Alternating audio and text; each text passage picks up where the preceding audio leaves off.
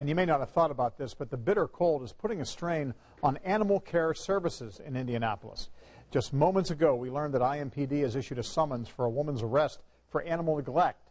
Animal control officers say they found one of her dogs locked up outside and frozen to death, and 3 other dogs left out in the cold. This comes as the city-run shelter is being inundated with calls from people about pets left outside. And Mary Mills tells us how the agency is responding. You know, just like people, dogs like Waldo here are susceptible to frostbite and hypothermia. In fact, over the last month, Animal Care Services has received more than 1,000 calls from people worried about dogs being left out in the cold. Come on, walk over here. This adult pit bull is still struggling to get his footing. He's bone thin, looks malnourished. He's also very lucky to be alive. He was brought here after a woman found him nearly frozen to death on a day when temperatures barely reached 5 above. He was very lucky. The lady called us and the animal control officer went out to get him when they did. We were very worried that he was still not going to make it, even with IV fluid therapy and all the medication we threw at him. Well, this dog came in as a stray. I know. You don't want to leave your yard, I know. Others, like these 2 dogs, have been confiscated by animal care officers. Their owners cited for violating the city's care and treatment ordinance.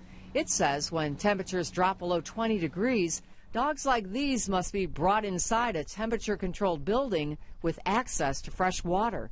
Since December 1st, animal care officers have issued 48 citations, which represents just a fraction of the calls. Tonight at 6, we're going to tell you why there's such a backlog, why it's taking up to 30 hours to respond to these calls, and how Animal Care Services is trying to speed up the process. John? Well, tonight a very heated argument and repeat gunfire woke up people in a West Side neighborhood very early this morning. We're only 5 days now into 2018, and the shooting resulted in our city's 2nd homicide of the new year. Now, one of the people who heard the gunfire spoke exclusively to our crime beat reporter Steve Jefferson, who has the story tonight from Somerset Avenue.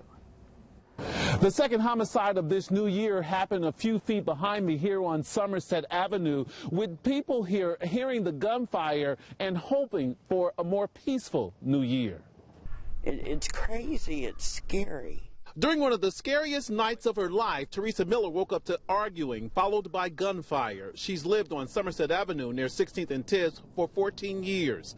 Just after 4 a.m. Friday, Metro Police responded to calls about shots fired in the 1700 block of Somerset. Officers found 33-year-old Matthew Bodie in the street, dead from apparent gunshot wounds.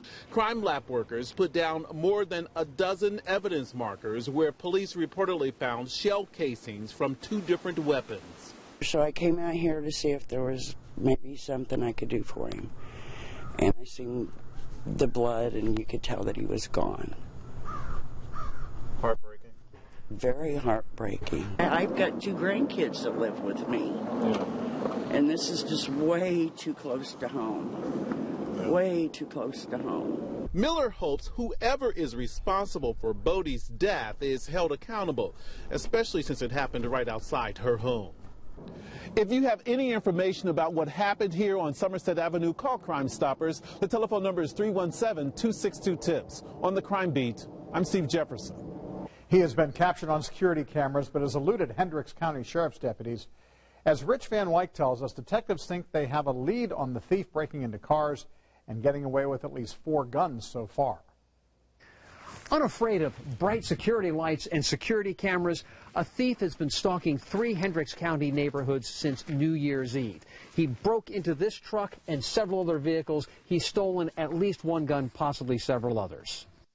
Here he is, 1 o'clock Sunday morning, all bundled up, in no hurry at all, carefully, almost surgically breaking into Robert Younghouse's pickup truck. He really has no fear. Takes his time and just does his thing. Taking all of 4 minutes to break in, rummage through the truck, and then casually walk off with Younghouse's handgun. He's been targeting vehicles and taking guns, so you know he's armed. And he's walking around our neighborhood armed. I don't sleep very well at night knowing that somebody's out there looking. That same morning, Belia and Ron Smith's video cameras caught the thief walking through the snow, checking out several other vehicles and homes, including theirs. Yesterday morning, he was back, walking through their backyard. He's after something, and he's willing to come back and do it again, and he will continue to do it again until he's caught. Hendricks County Sheriff's deputies are investigating 4 thefts surrounding the Kimberly Lane neighborhood south of Avon. I'm afraid of somebody getting hurt. I'm afraid he'll run out of vehicles and maybe start breaking into houses. Every time this thief has been seen or captured on camera, he's disappeared into the darkness. Residents say leaving behind his footprints in the snow and fear in their lives. Rich Van Wyk, Channel 13, Eyewitness News.